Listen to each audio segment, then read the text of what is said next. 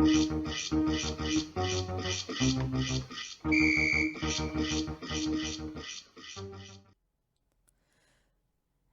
everyone. It's me, Sukai Todd. Sukai Todd. Sukaitod. Two D's.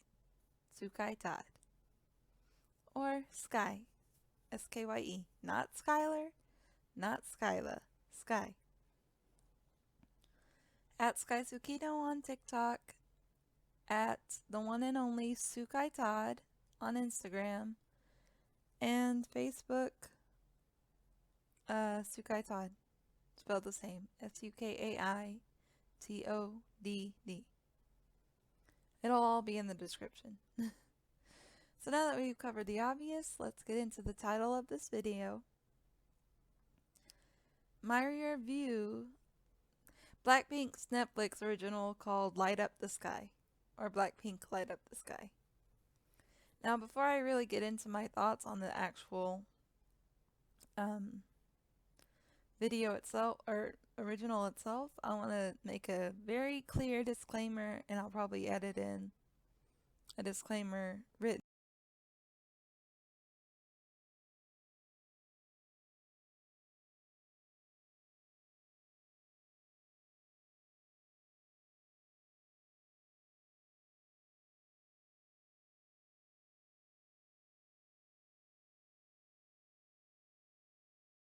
I am not a hardcore Blink.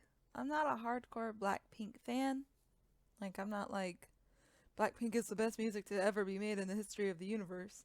Like, I'm sure there are some fans there out there. I'm sure there are some Blinks who are like that. But I'm not saying that's all of them. And I also want to add to this disclaimer, I'm not against Blackpink either. Like, I don't hate them. I don't adore them. They're not the best. They're not the worst. And I will link a couple of channels and a couple of videos that I found very informative to this in this description, because I feel like I want it to be as real and helpful and informative on this irrelevant topic as possible. Which I might mention that a little deeper. I don't know. I don't want this video to be 50 minutes long, so I'm going to try to keep it as abbreviated as I can, although I'm very talkative. So we'll see. But my views on the Netflix original documentary, it's really just the video tour diary, more or less. To me, I don't see it as a full-on documentary, although it's listed as one. But my thoughts on the actual documentary, I watched it, just as a spoiler alert and plot twist, I watched it just out of curiosity. I've never really hated Blackpink, but when it comes to the documentary and learning about Jeannie, Jisoo, correct me if I pronounced her name wrong, Rose or Rosie, and Lisa, I feel that as an aspiring musician myself, I learned a lot from their struggles, and I feel like there were a lot of positive narratives that were explained and put in place. And I am fully aware that it's all marketing. Don't think I don't know what marketing is. I may not be majoring in that particular field, but I know that marketing is very real. Like, marketing is a real thing. And they used a lot of marketing in this documentary.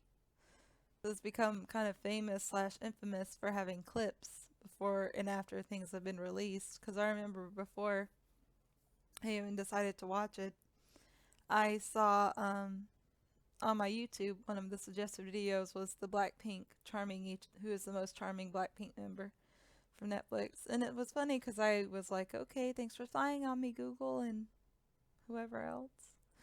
Big brother, big business. Yeah. But I just, all those algorithms. Are you watching closely?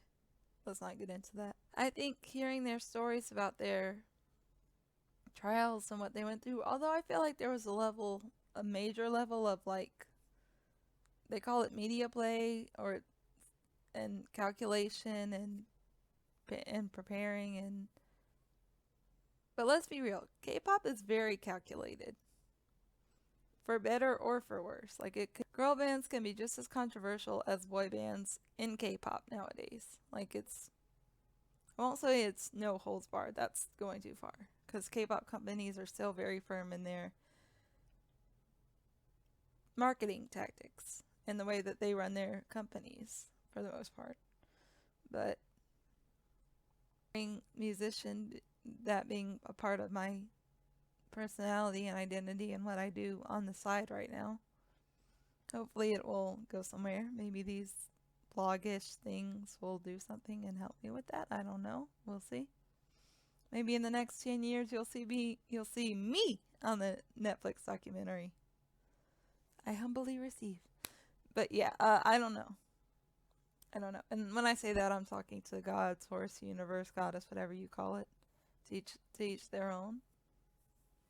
I'm not going to get into that at all, you know. My overall review of this video diary, really, this tour diary turned into Netflix original, is that it's overall very inspiring, very touching, but not as heartfelt as I think YG's, the company, and really the producers. I can't speak for the girls because they really did touch me, especially, you know, Lisa and Rose. They were very touching with their stories, and I really identified with them. But, and excuse my hair, I know it's a mess. My awkward anime hair. Overall rating of BLACKPINK Light Up the Sky, 4.5 out of 5 stars. Not terrible, not the worst star. Not terrible, not the worst of the worst that I've seen, especially, and I've seen quite a few Netflix documentaries recently, because, you know, hashtag COVID-19, hashtag stay safe, stay at home. But, and this was kind of, well, during my semester, but this was when I had a little smidge of off time. But yeah, I just want to say that it's overall a 4.5 out of 5 stars. It's not the best, certainly not the worst. And it's inspiring. It's got a lot of good messages, but unfortunately, and I've been a fan of K-pop, just generally speaking, long enough to know that there's a lot of marketing, and it's become obvious now. Because when I was younger, I was like into Girls' Generation and 2NE1 and Big Bang and EXO or EXO. Like I was into all those, and sort of kind of Red Velvet. But that was later on. To But what I would say to whoever produced the documentary in terms of like if they make a sequel, I don't know if they will, who knows. But I would say to bump it up to 5 stars for me is just focus less on the company's role, because I understood they had to introduce it to give Western audiences an idea of what goes on, but focus a bit more on the members, like get a deeper focus on the members, and then show their performances. Like a little bit more of performance would be good. Because when I heard Pretty Savage, pretty, but when I heard the intro to Pretty Savage fading in, and this does contain spoilers, but when I heard that song fading in at some point in the documentary, for those of you who haven't seen it, I won't say when it came in because I don't want to spoil it completely, but whenever I heard that song somewhere within the documentary that's only like an hour, 35 minutes or so, close to 2 hours, but not exactly. But when I heard Pretty Savage fading in, I was like,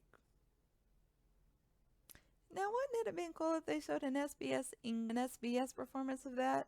You know, like instead of just fading it out into whatever happened next in that documentary. Because I really don't want to spoil it. But I just thought with the way that they were doing that particular scene's ending, I was like, I would rather see a performance of this song than to just hear really awkwardly and slightly formulaic in its delivery of the way they delivered that song as a, you know, however they did with that song, what they did with that song. And I hope most of you have seen the documentary, so you're not like thinking I'm about to spoil it for you, because I won't actually spoil it for you. 4.5 out of 5. Would only complain that real critique is that needs more focus on the members. Less company, more members. For now, I'm gonna sign off and edit this after I'm done with my other videos, and it hopefully won't be 20 minutes long. So yeah. Thank you for watching, and it's Sukai Todd in your area. Stay safe and binge watch my videos if you want. And again, I'm not a life coach. I'm not, here to tell you to go one way or the other. My biggest piece of advice for anyone is form your own belief and opinion, which are two different things from my perspective, but think for yourself. Think for yourself. Have your own perspective based off of what you know, what helps you, and what is most beneficial and healthy for you. Don't just go off strictly what other people tell you, including me. Like I said, I'll be 24. I'm not here to tell you to go one way or the other. I'm not telling you to watch the documentary. I'm not telling you to not watch the documentary. I'm not telling you to be a Blink. I'm not telling you not to be a Blink. I don't. Chaotic neutral, I guess. But I'm not here to tell you what to do. I'm just giving you my irrelevant thoughts on an irrelevant topic so we can all have an irrelevantly good time. Hashtag irrelevant good time. Okay. So I hope you guys really, appreciate this video because it's very honest and somewhat unfiltered because I will edit it. And thank you again. Stay safe. Lots of love.